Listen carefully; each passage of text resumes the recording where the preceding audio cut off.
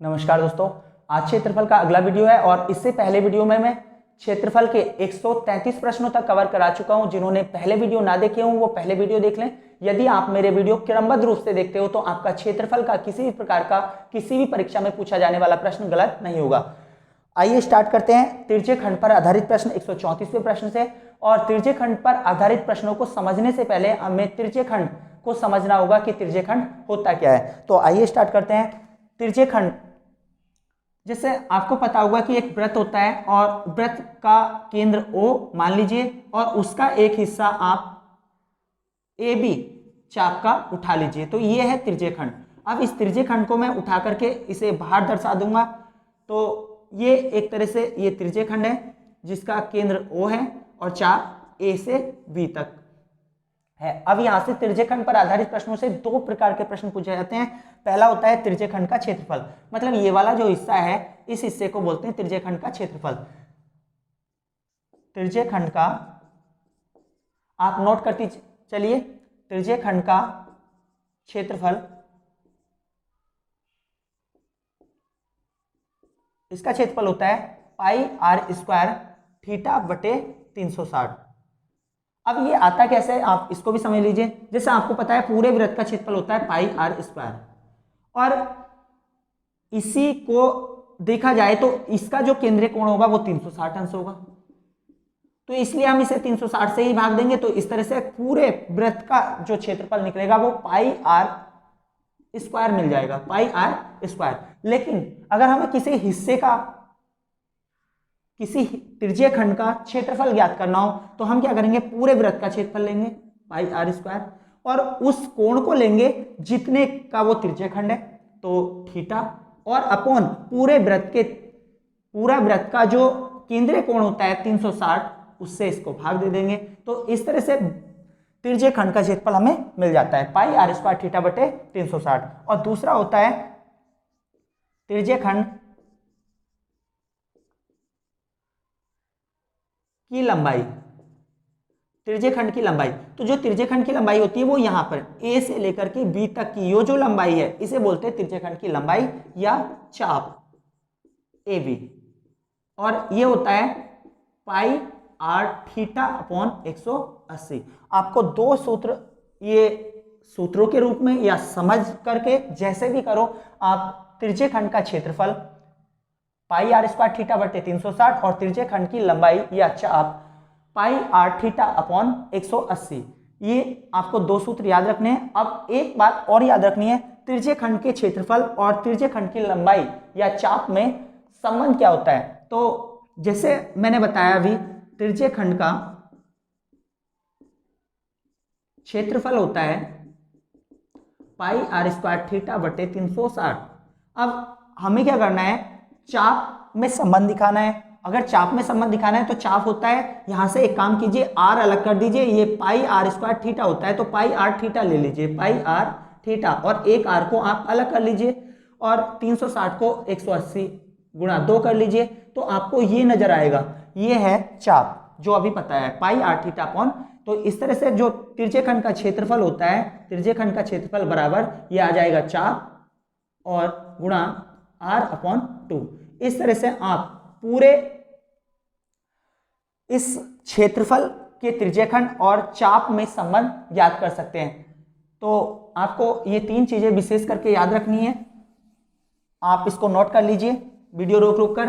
तो यहां पर जैसे याद क्या करना है, तिरछे खंड का क्षेत्रफल क्या होता है पाई आर स्क्वायर थीटा बटे 360 और तिरछे खंड की चाप की लंबाई क्या होती है पाई आर थीटा अपॉन 180, और इनमें संबंध क्या होता है, तिरछे खंड का क्षेत्रफल बराबर चाप गुणा त्रिज्या बटे 2।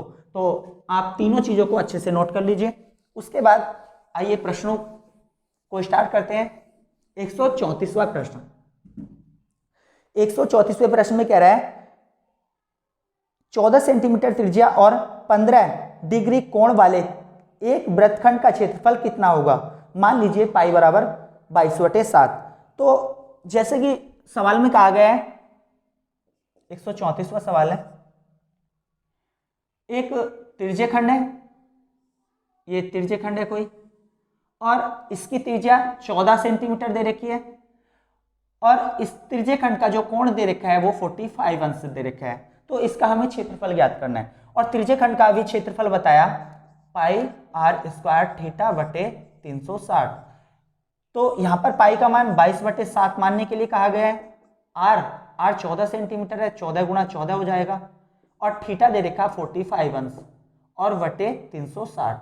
इस तरह से यहाँ पर आसानी से ये 45 से 360 पूरे 8 बार कट जाएगा। 7 दूनी 14 और 2 चौक 8।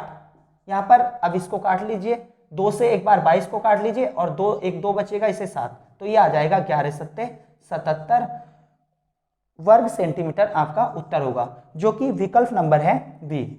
अगला प्रश्न है 135। इसमें क्या रहा है, एक त्रिभुजाकार खेत जिसकी भुजाएं 26 मीटर, 28 मीटर, 30 मीटर हैं के प्रत्येक कोने पर एक गाय 7 मीटर लंबी रस्सी से बंधी है। तदनुसार उन तीनों गायों के चरने से बचे हुए खेत का क्षेत्रफल वर्ग मीटर में कितना होगा। तो यहाँ पर 135वां प्रश्न काफी महत्वपूर्ण है, काफी बार ऐसे प्रश्न पूछे गए हैं, अच्छे से इसको समझ लीजिए।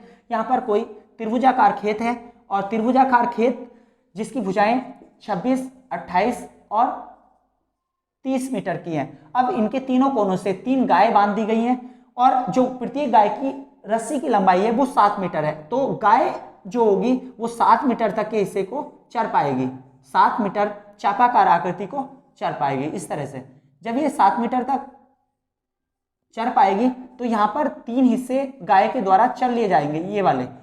अब ये कह रहा है कि गाय के द्वारा चरे गए हिस्से को छोड़ करके त्रिभुज के शेष हिस्से का क्षेत्रफल या खेत के शेष हिस्से का क्षेत्रफल ज्ञात कीजिए। तो यहाँ पर ये 7 मीटर का है, जो 7 मीटर लंबी रस्सी थी तो वो इतने इतने क्षेत्र को चढ़ लेगी। अब आपको ये ज्ञात कैसे करेंगे, तो त्रिभुज के क्षेत्रफल में से 3 चाप जो 7 सेंटीमीटर त्रिज्या से बने हुए हैं उनको आपको घटाना होगा। लेकिन आपको एक बात पता होगी कि त्रिभुज के तीनों कोणों पर जो तीनों कोणों का योग होता है वो 180 अंश होता है। तो त्रिभुज के तीनों कोणों का योग 180 अंश होता है। और आपको ये भी पता होगा कि अर्धवृत्त में जो स्थित कोण होता है वो भी 180 अंश होता है। यदि अर्धवृत्त में स्थित कोण 180 अंश है और त्रिभुज के तीनों कोणों को मिलाया जाए वो भी 180 अंश है और ये चाप की आकृति में है, तो यहां भी त्रिभुज के तीनों कोणों पर भी एक अर्धवृत्त निर्मित होगा जिसकी त्रिज्या 7 सेंटीमीटर होगी। मान लीजिए ये 7 सेंटीमीटर त्रिज्या का इस तरह से 3 खंडों से बना हुआ एक अर्धवृत्त है। तो हमें क्या करना है, हमें ये करना है कि त्रिभुज के क्षेत्रफल में से हम अर्धवृत्त के क्षेत्रफल को घटा देंगे, जिससे हमें मिल जाएगा इस गाय के द्वारा चरे गए क्षेत्र को से बचा क्षेत्रफल, मतलब ये व्हाइट आकृति का जो क्षेत्रफल होगा। तो यहां से इस क्षेत्रफल को ज्ञात करने के लिए हमें सबसे पहले यहां पर निकालना होगा त्रिभुज का क्षेत्रफल, त्रिभुज का क्षेत्रफल। और त्रिभुज के क्षेत्रफल में से हमें ये वाला क्षेत्रफल ज्ञात करना है, तो त्रिभुज के क्षेत्रफल में से हमें अर्धवृत्त का क्षेत्रफल ज्ञात घटाना होगा, पाई आर स्क्वायर बटे 2। अब त्रिभुज का क्षेत्रफल जब तीनों भुजाएं अलग अलग हो, तो मैंने त्रिभुज का क्षेत्रफल आपको पहली, दूसरी और अन्य वीडियो में भी बताया है कि इसका जो क्षेत्रफल होता है वो under S, S minus A, S minus V, S minus C ये होता है। और यहां पर minus pi R square theta बटे 2 आपको घटाना है। तो यहां पर जो त्रिभुज का क्षेत्रफल होगा उसे ज्ञात करने के लिए सबसे पहले एस का होना जरूरी है। अब एस क्या होता है, एस होता है अर्ध परिमाप। तो त्रिभुज का अर्ध परिमाप मतलब 26, 28 और 30 का आधा। 26, 28, 30 यहां पर जोड़ोगे तो 26 और 30 हो जाएगा 56 और 28 84, 84 का आधा हो जाएगा 42। अब यहाँ पर 42 तो रखिए इसका मान s मतलब 42, 42 7 छंग 42, इसमें तोड़ लीजिए। s माइनस ए मतलब 26 घटा दीजिए, तो 42 में से 26 गया, ये बचेगा 16। अब 42 में से फिर दूसरी भुजा घटाओगे b, तो ये 28, तो ये बचेगा 14। और 14 को फिर तोड़ लीजिए 7 गुणा 2 में। उसके बाद s माइनस सी मतलब 42 में से 30 घटाओगे तो ये बचेगा 12, इसे भी तोड़ लीजिए 6 गुणा 2 में। और माइनस पाई का मान होता है 22/7 और आर जो आया था हमारा ये 7 मीटर लंबी रस्सी से बना हुआ चाप था, तो इसलिए आर हो जाएगा 7 गुणा 7 और बटे 2। तो यहाँ पर इसमें से एक 7 बाहर निकल जाएगा और इसमें से 2 6 हैं तो एक 6 बाहर निकल जाएगा। उसके बाद 16 का 4 बाहर निकल जाएगा और 2 बार 2 है तो इसका 2 बाहर निकल जाएगा। माइनस 7 से 7 कर जाएगा, 2 से 11 बार ये कर जाएगा, तो 11 7 77 हो जाएगा। तो इसको 7 गुणा 11 लिख लीजिए इसको, तो 7 तो इसमें से बाहर आ जाएगा, ये आ जाएगा 6 चौक 24 दूनी 48, 6 चौक 24 दूनी 48 माइनस 11। अब यहाँ पर बचेगा 7 गुणा 48 में से 11 गया तो ये 7 37 आ जाएगा। अब इसकी गुणा कीजिए, 7 7 49 का 9 और 7 या 21 और 4 25, ये आ जाएगा 259 वर्ग मीटर। आपका जो उत्तर होगा विकल्प नंबर है वी। तो एक काफी महत्वपूर्ण सवाल है क्योंकि ऐसे सवालों को बार बार पूछा जा रहा है। अगला प्रश्न देखते हैं 135 के बाद 136वां प्रश्न। 136वें प्रश्न में कह रहा है कि एक घोड़े को खंबे से रस्सी से बांधा जाता है। यदि घोड़ा हमेशा रस्सी को खींचे हुए गोल घूमता है और 88 मीटर की दूरी तय करता है। अब एक घोड़े को एक खंबे से बांधा गया, यहाँ पर ये सवाल नंबर है 136, और जब इसको खंबे से बांधा गया तो वो रस्सी को खींचते हुए ये 88 मीटर की दूरी तय करता है। अब 88 मीटर की दूरी, तो यहाँ पर चाप दे दिया उसने, 88 मीटर का चाप। अब उसके बाद जब ये दूरी तय करता है और केंद्र पर 72 अंश का कोण आंतरित करता है, तो यहाँ पर जो है 72 डिग्री का कोण आंतरित करता है। उसके बाद कह रहा है तो रस्सी की लंबाई ज्ञात कीजिए। तो आपको पता होगा रस्सी की जो लंबाई होगी वो होगी त्रिज्या, तो रस्सी की लंबाई मान लीजिए r है। तो यहाँ पर चाप बराबर वाला सूत्र लगा दोगे। तो चाप का जो सूत्र रहता है, चाप बराबर पाई r थीटा अपॉन 180, ये लग जाएगा यहाँ पर, क्योंकि हमें त्रिज्या, क्योंकि चाप की लंबाई दे रखी है और त्रिज्या ज्ञात करनी है। तो चाप दे रखा है 88 और पाई का मान हो जाएगा 22/7, r हमें ज्ञात करना है और थीटा दे रखा 72/180। अब यहाँ पर ये 22 से कट जाएगा, 22 चौक 88, 4 से कट जाएगा, ये 4 कम 4 और ये बचा यहाँ पर 3 2 4 8 32, ये 8 18 बचेगा, 18 ढाई 180। तो यहाँ पर 7 ढाई 70, तो 70 पहुँच जाएगा बाहर बराबर r। तो r बराबर, इस रस्सी की लंबाई थी 70 मीटर या सेंटीमीटर जो भी हो। तो आपका जो उत्तर होगा वो होगा ऑप्शन नंबर ए। उसके बाद अगला प्रश्न दिया है 137। 137वें में कह रहा है कि एक घड़ी की मिनट वाली सुई की लंबाई 7 सेंटीमीटर है। एक घड़ी की मिनट वाली सुई की लंबाई 7 सेंटीमीटर है, तदनुसार वह 30 मिनटों में कितना क्षेत्रफल पार करेगी। जैसे आपको पता होगा कि एक घड़ी होती है और घड़ी की, मान लीजिए यहाँ पर एक घड़ी की सुई है जो मिनट वाली होगी। अब वो 30 मिनट में, आपको पता है कि 30 मिनट में कोई भी घड़ी एक ऊपर वाले कोने से नीचे वाले कोने में आ जाती है, तो ये यहाँ पर आ जाएगी और ये अर्धवृत्त के क्षेत्र को पार कर जाएगी। और अर्धवृत्त में स्थित कोण कितना होता है 180। तो इसी क्षेत्र के क्षेत्रफल को आपको ज्ञात करना है। तो मतलब ये क्षेत्रफल, अर्धवृत्त का क्षेत्रफल ज्ञात करना है। ये सवाल नंबर है 137। अब अर्धवृत्त का क्षेत्रफल होता है पाई r²/2। अब पाई का मान है 22/7। अब जो सुई की लंबाई दी थी वो 7 सेंटीमीटर दी थी, ये 7 सेंटीमीटर थी, तो 7 × 7 और बटे 2, 7 से 7 कट जाएगा, 2 से 11 बार कट जाएगा, तो 11 सत्ते 77 वर्ग सेंटीमीटर आपका उत्तर होगा, जो कि आपका विकल्प नंबर है सी। आप जितनी मेहनत मैथ में करोगे उतने जल्दी से आपको सफलता मिलेगी, क्योंकि आप अच्छी तरह से जानते हो, आपके अड़ोस पड़ोस में भी आप देखोगे तो जो मैथ के विद्यार्थी होते हैं, जिनका मैथ बहुत अच्छा होता है, वो जल्दी सेलेक्ट हो जाते हैं, और जिनका मैथ कमजोर होता है तो उन्हें टाइम लगता है। इसलिए आप जितनी भी मेहनत हो सके अधिक से अधिक मैथ में कीजिए।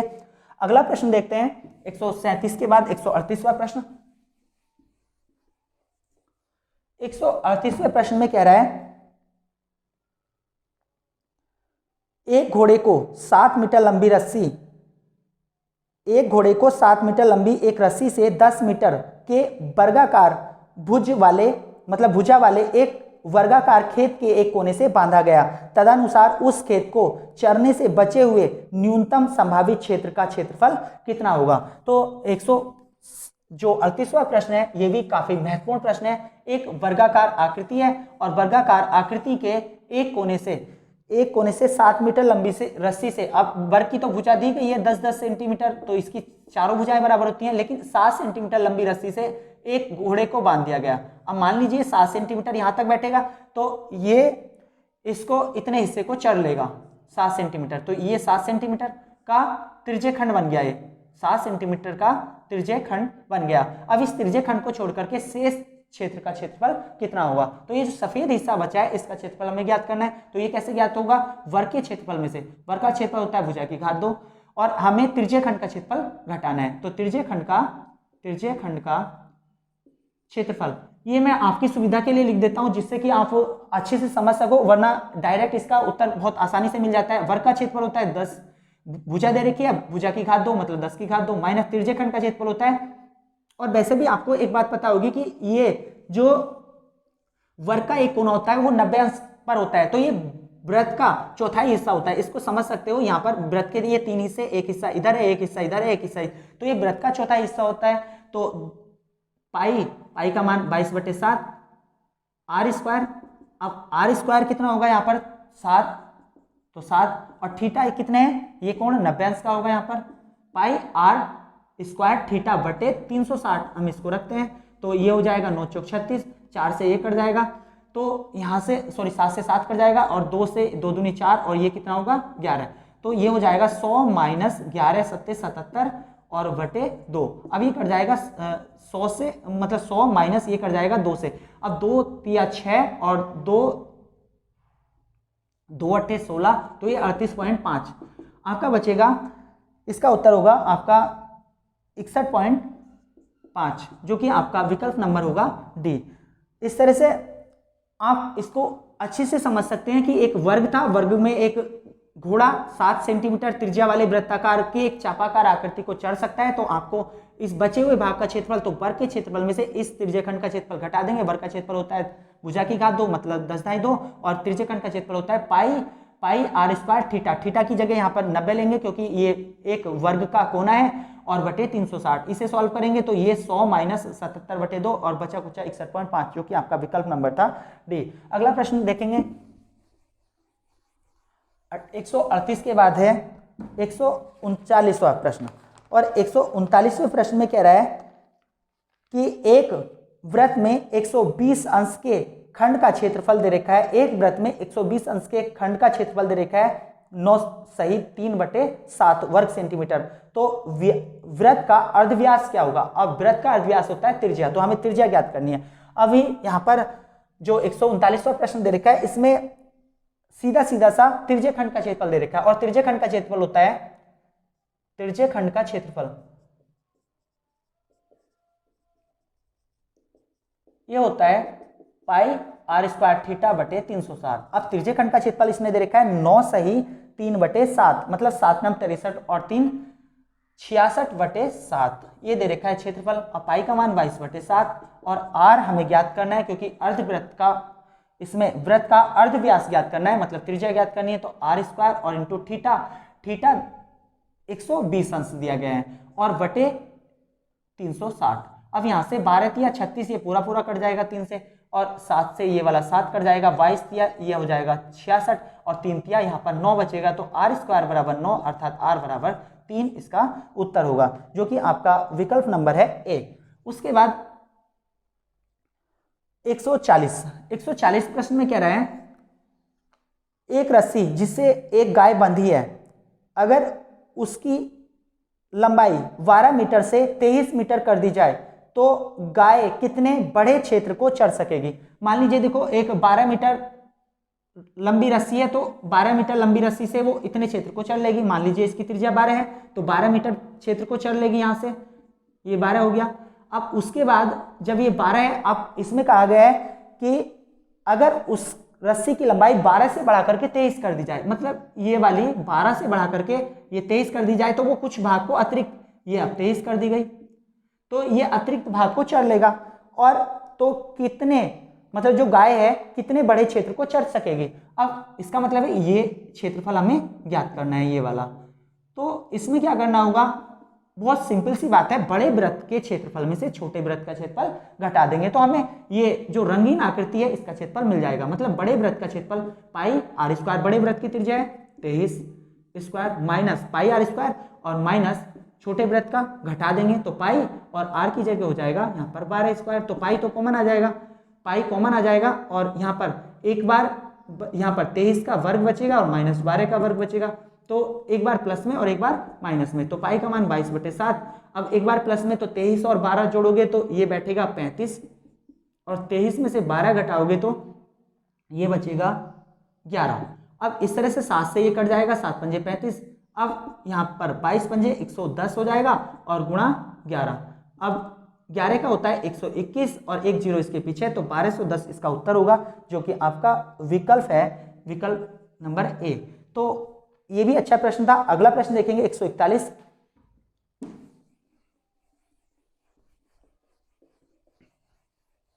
किसी भी तरह आप मैथ अपना अच्छा कीजिए और मैथ अच्छा होने के बाद आपका किसी भी परीक्षा में सिलेक्शन हो जाएगा, क्योंकि मैथ की बहुत ज्यादा भूमिका होती है, पूरे में से पूरे नंबर इसमें प्राप्त किए जा सकते हैं।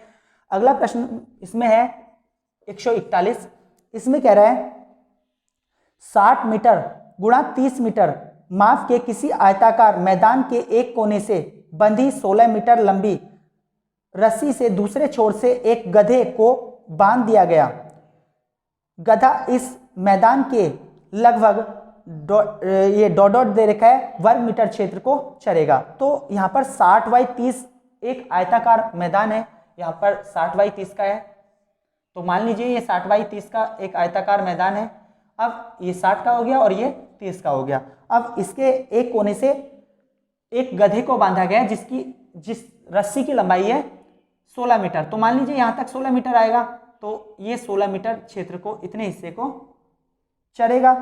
अब गधा इस मैदान के लगभग कितने घास को चरेगा, तो यही हिस्से को हमें ज्ञात करना है, यही हिस्से को हमें ज्ञात करना है। अब ये 16 मीटर हिस्से को चरेगा, तो ये 16 मीटर हिस्सा हो गया और ये इधर 16 मीटर हिस्सा हो गया, तो ये इस हिस्से को, तो इसकी त्रिज्या हो गई।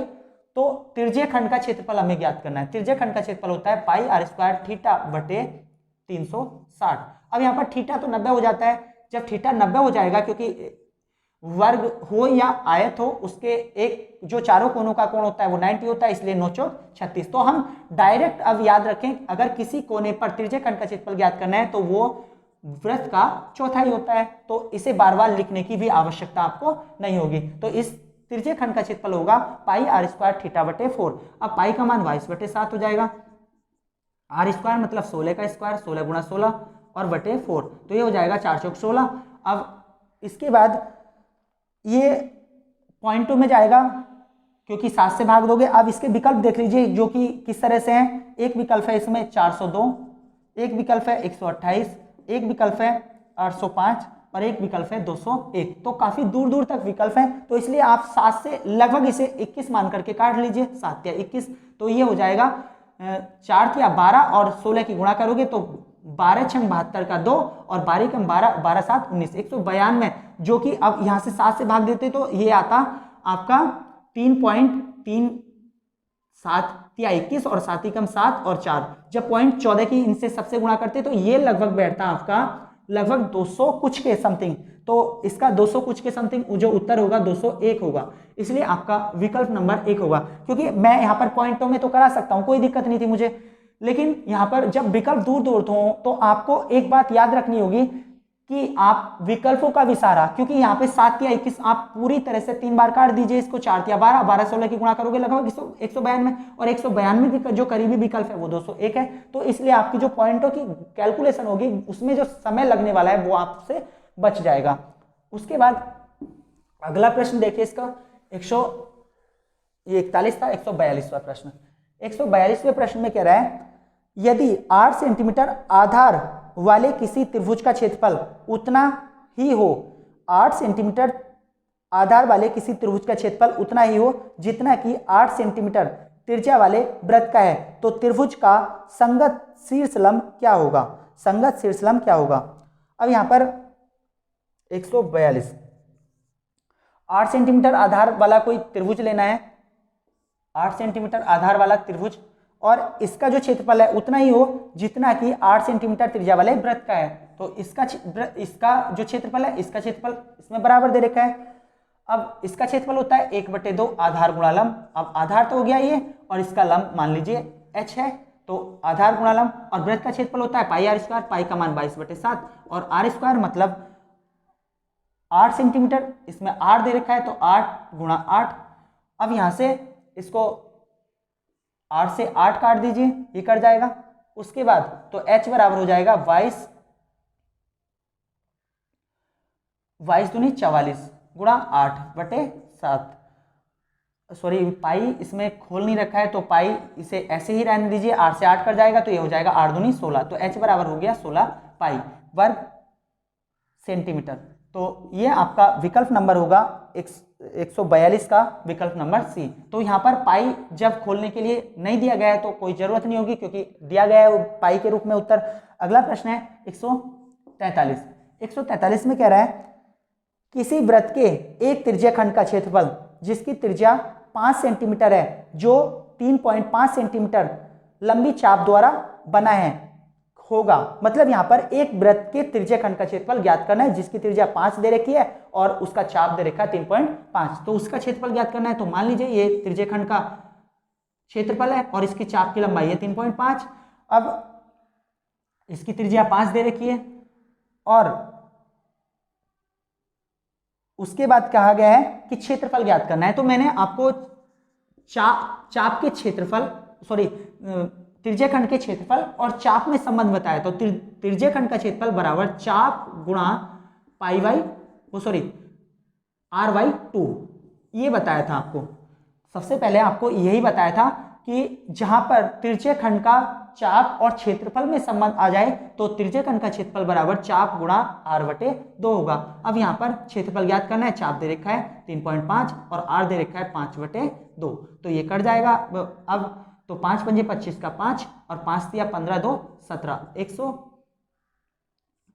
175 और एक पॉइंट यहाँ पर लग जाएगा तो 2 से भाग दीजिए तो 2 अट्ठे 16 और 1 2 सत्ते 14 और 1 2 पंजे 10, तो 8.75 वर्ग सेंटीमीटर इसका उत्तर होगा जो कि आपका विकल्प नंबर होगा बी। अगला प्रश्न देखते हैं इसमें।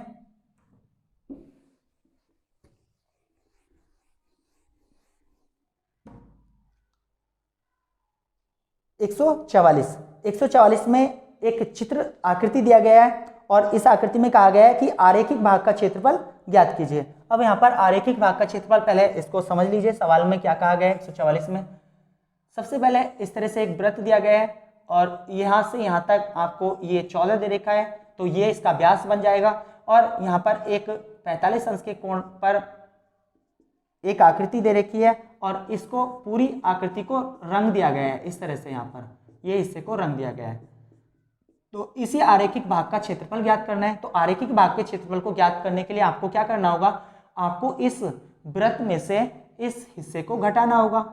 तो वृत्त का क्षेत्रफल होता है पाई r स्क्वायर, इसमें से हमें त्रिज्याखंड का क्षेत्रफल घटाना है, त्रिज्याखंड का क्षेत्रफल। अब वृत्त का क्षेत्रफल आपको पता होगा कि पाई का मान तो 22/7 हो जाएगा, पाई का मान 22/7 और r स्क्वायर, तो r इसमें दे रखा है, ये व्यास 14 है तो त्रिज्या हो जाएगी 7, तो 7 गुणा 7 माइनस त्रिज्याखंड का क्षेत्रफल होता है पाई r स्क्वायर, पाई का मान 22/7 और r स्क्वायर मतलब 7 गुणा 7 और थीटा दे रखा है 45/360। अब यहाँ से जो कटने वाला है वो काट लीजिए और जो कॉमन आने वाला है उसको कॉमन ले लीजिए। तो 22 गुणा 7 ये कॉमन ले लीजिए, 22 गुणा 7 यहाँ पर बचेगा 1 माइनस, अब ये 45 से कट जाएगा पूरे 8 बार, अब यहाँ पर बचेगा 1/8। अब 8 ही कम 8 में से एक गया 7, तो 22 गुणा 7 गुणा 7/8। अब ये 2 से 11 बार कट जाएगा और ये 4 बार कट जाएगा, तो 7 7 49 और 11 11 9 99, 11 चौक 44 और 9 53/4। तो ये 4 से कटेगा, 4 ही कम 4, यहाँ पर बचा 1 3 4 तिया 12, यहाँ पर बचा 1 9 4 चौक 16, तो ये 34 पॉइंट कुछ आ रहा है, 134 पॉइंट, जो कि आपका विकल्प नंबर है ए। तो 134.75 इसका उत्तर दिया है जो कि विकल्प नंबर ए आपका उत्तर होगा। अगला प्रश्न है 145 में कह रहे हैं, इसको अच्छे से समझिएगा। 145 में नीचे दिए गए वृत्त में ओ वृत्त का केंद्र है, नीचे दिए गए वृत्त में ओ वृत्त का केंद्र है यदि वृत्त की परिधि 90 सेंटीमीटर है और वृत्त की परिधि होती है 2πr, तो और ये दे रखी है 90 सेंटीमीटर, तो हमें चाप की लंबाई ज्ञात करनी है। अब यहां से पाई r हमें मिल जाएगा, पाई r बराबर 45 अब यहां पर ए वृत्ताकार कंडीशन दे रखी है और इसमें ये इस तरह से आकृति दी है, इसका नाम दिया है P O Q, P O Q, और ये जो कोण दिया है परिधि पर ये दे रखा है 45। तो यहां पर चाप पी क्यू की लंबाई हमें ये ज्ञात करनी है। अब चाप की लंबाई ज्ञात करने के लिए तो चाप का सूत्र होता है पाई आर थीटा अपॉन 180। जो चाप का सूत्र होता है, चाप का सूत्र होता है पाई आर थीटा अपॉन 180।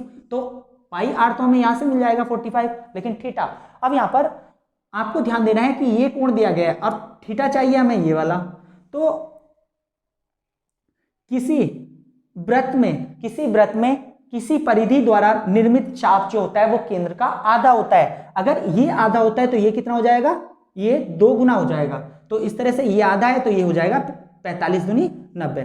तो किसी भी तरह आप इन प्रमेय को, क्योंकि जब हम व्रत पढ़ेंगे तो व्रत में मैं आपको अच्छे से आपको ये प्रमेय पढ़ाऊंगा, बस आप यहाँ पर सवाल करने के लिए ध्यान रख लीजिए कि किसी व्रत का केंद्रीय कोण जो होता है वो परिधि पर बने कोण का 2 गुना होता है। किसी व्रत का केंद्रीय कोण उसकी परिधि पर बने कोण का 2 गुना होता है। अब यहां पर ये 90 हो जाएगा तो आपको कोण भी मिल गया। तो ये पाई आर का मान 45 हो गया और ये 90 हो गया बटे 180। 9 दूनी 18, 2 बार कर जाएगा, 2 से ये आ जाएगा 22.5 अंश। तो इस तरह से जो कि आपका विकल्प नंबर है बी। अगला प्रश्न देखेंगे हम 146, और ये भी एक अच्छा प्रश्न है, समझने योग्य प्रश्न है। 146 में इसमें क्या रहा है, एक जो व्रत है, व्रत पर स्पर्श रेखा AB है और व्रत की त्रिज्या 2 सेंटीमीटर है। तो छायांकित भाग का क्षेत्रफल ज्ञात कीजिए। तो यहां पर जो दिया गया है ये व्रत है और व्रत, ये कोण एक स्पर्श रेखा गुजार रखी है और स्पर्श रेखा जो दे रखी है उसका नाम है AB, और यहां से जो त्रिज्या दे रखी है वो त्रिज्या 2 सेंटीमीटर दे रखी है। अब यहां पर एक कोण दे रखा है, वो कोण है 45 अंश। अब आपको ये समझना है कि व्रत से यदि स्पर्श रेखा खींची जाए और उससे त्रिज्या को मिलाया जाए तो वहां पर एक कोण निर्मित होता है जो 90 अंश होता है। यह आपको व्रत में बताया जाएगा और ये 90 अंश होगा। तो इसमें कहा गया है कि जो रंगीन आकृति है, ये जो छायांकित क्षेत्र है, इसका क्षेत्रफल हमें ज्ञात करना है। अगर ये कोण 90 है, ये कोण 45 है, तो त्रिभुज के तीनों कोणों का योग होता है 180। तो ये हो जाएगा 135 और 180 में से 135 घटाओगे तो ये वाला जो कोण निकलेगा आपका वो भी 45 अंश ही होगा, 45 अंश ही होगा। अब ये कोण 45, ये कोण 45 और इनकी सम्मुख भुजाएं भी आपस में बराबर होंगी, क्योंकि सम्मुख कोणों की सम्मुख भुजाएं बराबर होती हैं। तो ये कोण 45 है, जब इसकी भुजा 2 है तो इस कोण ये 45 है तो इसकी भुजा भी 2 सेंटीमीटर होगी। अब इसमें आच्छादित भाग का क्षेत्रफल हमें ज्ञात करना है। इसका क्षेत्रफल अगर हमें ज्ञात करना है छायांकित क्षेत्र का, तो क्या करना होगा, त्रिभुज के क्षेत्रफल में से हमें घटाना होगा इस त्रिज्यीय खंड का क्षेत्रफल, त्रिज्यीय खंड का क्षेत्रफल। अब त्रिभुज का जो क्षेत्रफल होता है वो होता है 1/2 आधार गुणा लंब। अब इसमें से ये 90 है तो 90 के सामने वाला तो कर्ण हो जाएगा, लेकिन यहां पर एक भुजा आधार बन जाएगी और एक भुजा लंब हो जाएगी। तो आधार भी 2 सेंटीमीटर और लंब भी 2 सेंटीमीटर। और त्रिज्यीय खंड का क्षेत्रफल होता है पाई आर स्क्वायर। अब आर स्क्वायर जो दे रखा है, अब आर कितना है यहाँ पर, तो ये 2 सेंटीमीटर त्रिज्या का था तो यहाँ पर आर 2 हो जाएगा, तो 2 का स्क्वायर और बटे पाई आर स्क्वायर थीटा। अब थीटा कितना दे रखा है यहाँ पर उसको भी देख लीजिए, 45 और बटे 360। अब इसको 2 से 2 काट दीजिए तो 2 बचा यहाँ पर पाई, और ये हो जाएगा 2 दूनी 4 और 45 अट्ठे, ये 8 बार कट जाएगा तो यहाँ पर बचा 8, तो ये भी कट जाएगा 4 दूनी 8। तो ये आपका उत्तर आया 2 - पाई/2, जो कि आपका विकल्प नंबर है ऑप्शन नंबर ए। तो इस तरह से आपका ये भी एक काफी महत्वपूर्ण प्रश्न था।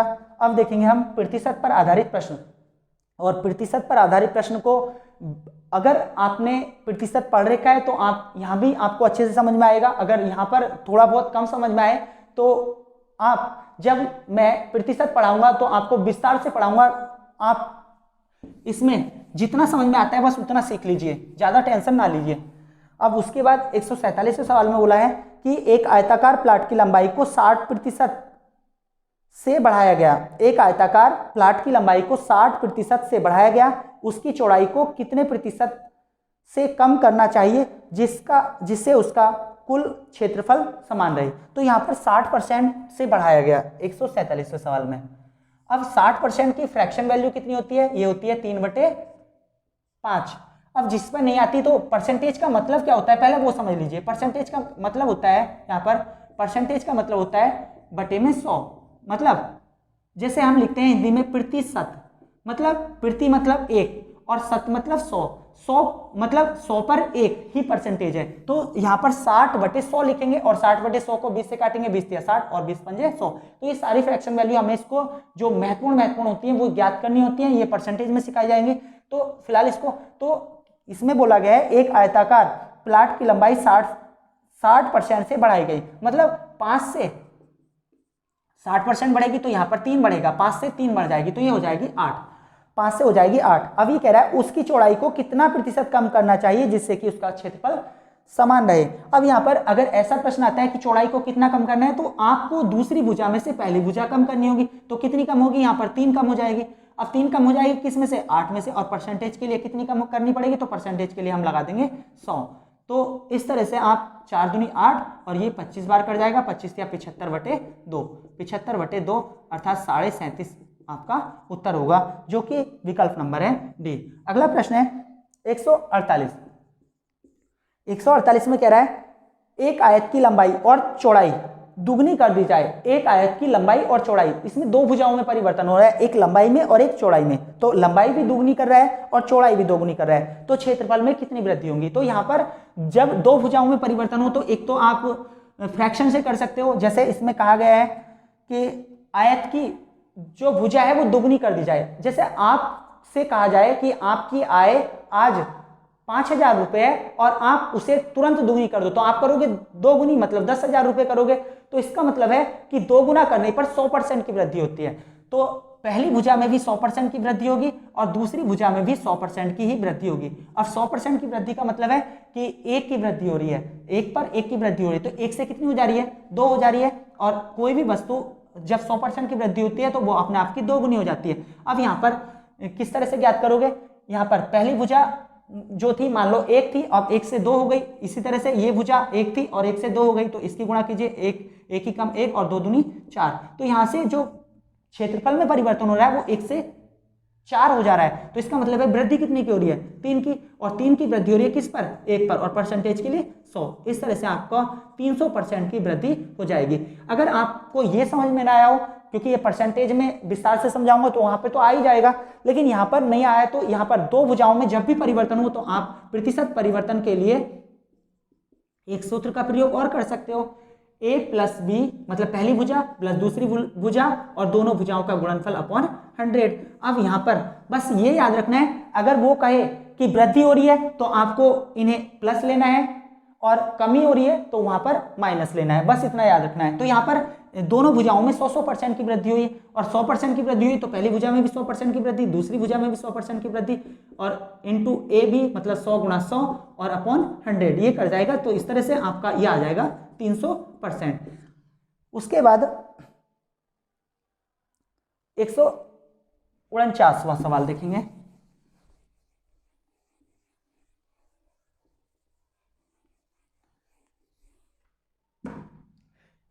एक 149वें सवाल में कह रहा है एक वर्ग की लंबाई और चौड़ाई क्रम से 30% और 25% अधिक की गई, इससे बनने वाले आयत का क्षेत्रफल वर्ग के रूप में बताना है। अब यहाँ पर फ्रैक्शन से करेंगे। सबसे पहले 149, पहले तो एक भुजा में 30% की वृद्धि की गई, 30% की वृद्धि होगी तो मतलब 3/10, और दूसरी भुजा में जो वृद्धि हुई है वो 25% की हुई है, तो 25% की फ्रैक्शन वैल्यू होती है 1/4, 25 चौका 100 होता है। अब यहाँ पर इसमें 3 की वृद्धि हो रही है, इसमें 1 की वृद्धि हो रही है, तो इसमें 10 पर 3 की वृद्धि हो रही है तो ये 13 हो जाएगा, और इसमें 4 पर जो वृद्धि हो रही है वो हो रही है 1 की, तो ये 4 से 5 हो जाएगा, दोनों की गुणा करेंगे, 10 चौक 40, 40 से 13 पंजे 65 हो जाएगा। तो इससे 40 से वृद्धि कितनी हुई, 40 से वृद्धि हुई यहाँ पर 25 की, और 25 की वृद्धि हुई है 40 पर और गुणा 100, तो 20 पंजे 100 और 20 दूनी 40। अब यहाँ से 25 पंजे 125/2 ये आ जाएगा 62.5, जो कि आपका विकल्प नंबर होगा सी। तो इस तरह से आप इसको कर लोगे, या फिर आप a प्लस बी वाला सूत्र भी लगा करके कि 30 और 25 a प्लस बी और ए बी मतलब 30 गुणा 25/100, इससे भी कर सकते हो। तो 25 चौका 100 हो जाएगा, 4 से 1 कर जाएगा, तो 30 20 50 5 55 ये हो जाएगा। और 4 से भाग दोगे तो 4 सत्ते 28, 27 पॉइंट वो सॉरी 4 सत्ते 28 होगा, तो 4 सत्ते 28, तो ये 7.5 आ जाएगा। तो 55 और 7 ये हो जाएगा 62 और 0.5। इस तरह से भी आप उस सूत्र का प्रयोग करके इसे याद कर सकते हो। उसके बाद 150वां सवाल। 150वां सवाल काफी अच्छा सवाल है। इसमें कहा है यदि किसी वर्ग के क्षेत्रफल को 44% बढ़ा दिया जाए, यदि किसी वर्ग के क्षेत्रफल को 44% बढ़ा दिया जाए तो उसकी प्रत्येक भुजा में कितनी वृद्धि हुई होगी। अब आपको एक बात पता होगी कि वर्ग की सभी भुजाएं बराबर होती हैं। जब सभी भुजाएं बराबर होती हैं और ये कह रहा है कि उनकी भुजाओं को बढ़ाया गया, कि प्रत्येक भुजा को कितना बढ़ाया गया जिससे क्षेत्रफल हो गया उनका 44। मान लीजिए पहली भुजा में भी a, दूसरी भुजा भी a, और a इंटू a और अपॉन 100, और टोटल परिवर्तन आया 44। तो यहां पर आपको एक द्विघात समीकरण प्राप्त हो रही होगी, लेकिन इस द्विघात समीकरण से बचना है तो आप विकल्पों का सारा प्रयोग कर सकते हो। जैसे इसमें 12%, 16%, 20% और 28%, 12, 16, 20, 28% दिया गया है। अब यहाँ पर एक बात सोचने वाली बात है, अगर यहाँ पर 12 रख दोगे आप तो 12 12 144, तो 144 को 100 से भाग दोगे तो ये पॉइंटों में आएगा, तो इसका मतलब है ये विकल्प तो होगा नहीं। उसके बाद 16, और वैसे भी 12 दूनी 24, तो इसका मतलब है 24 के लगभग बैठ रहा है, और ये है 44, तो ये गलत है। 16 रखोगे तो 16 और 16 दूनी 32 के समथिंग बैठेगा, तो ये भी गलत है। अब यहाँ पर 20 दूनी 40, तो ये इसके लगभग जा रहा है 44, तो इसे 20 विकल्प सी से करेंगे तो 20 + 20 और 20 गुणा 20 और अपॉन 100। तो इस तरह से ये क्या 44 ही बैठ रहा है, क्योंकि 0 से 0 कट जाएंगे, और 20 20 40 4 44, इसलिए आपका जो वर्ग था उस वर्ग की भुजा थी 20 सेंटीमीटर। उसके बाद अगले सवाल में कहा है 151 में, 151वें सवाल में कह रहा है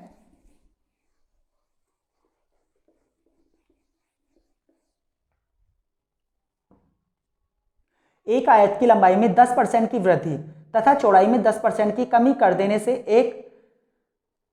से आयत के क्षेत्रफल में कितनी वृद्धि अथवा कमी होगी। तो एक बात यहां हमेशा याद रखिए कि यदि उतनी ही भुजा घटे और उतनी मतलब किसी भुजा में उतने ही % वृद्धि हो और उतने ही % लाभ हो, तो मतलब कमी हो, तो ऐसी कंडीशन में मतलब ए ही % तो हमारे वृद्धि हो रहा हो, ए ही % वृद्धि हो रहा हो और ए ही % कमी हो रहा हो, तो हमेशा हमें कमी मिलेगी, हमेशा हमें कमी मिलेगी। ये कैसे पता चलेगा, तो इसको समझ सकते हो।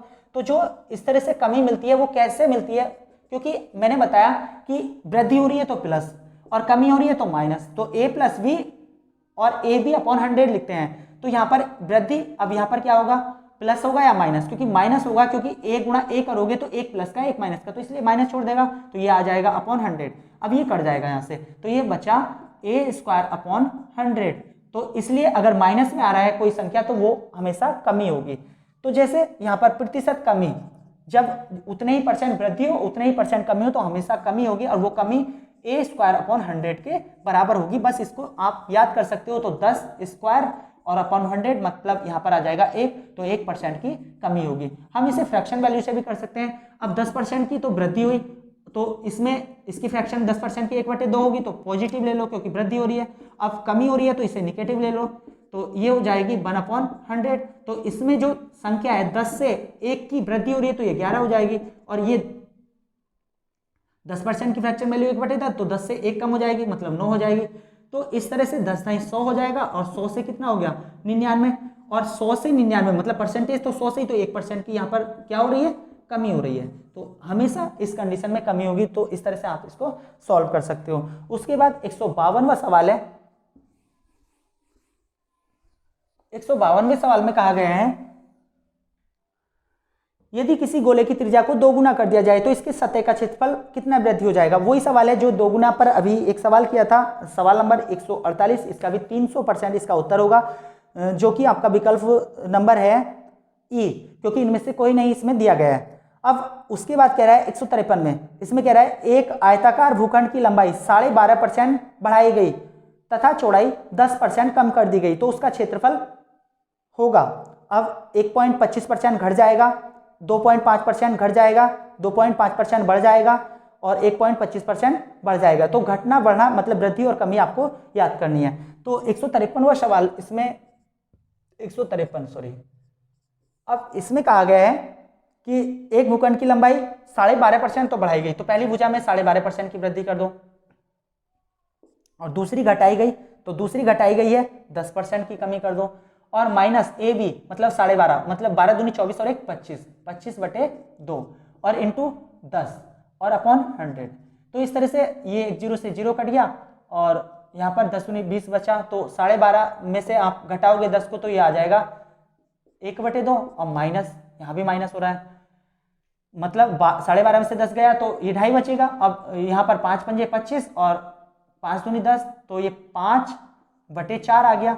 अब यहाँ पर तो हो जाएगा 2.5 मतलब 2.50 माइनस 4 ही कम 4 और ये आ जाएगा 1.25, तो 2.5 में से 1.25 घटाओगे तो 1.25 ही बचेगा, वो भी प्लस का, तो इसमें वृद्धि होगी जो कि आपका विकल्प नंबर होगा वृद्धि वाला है, ऑप्शन नंबर डी।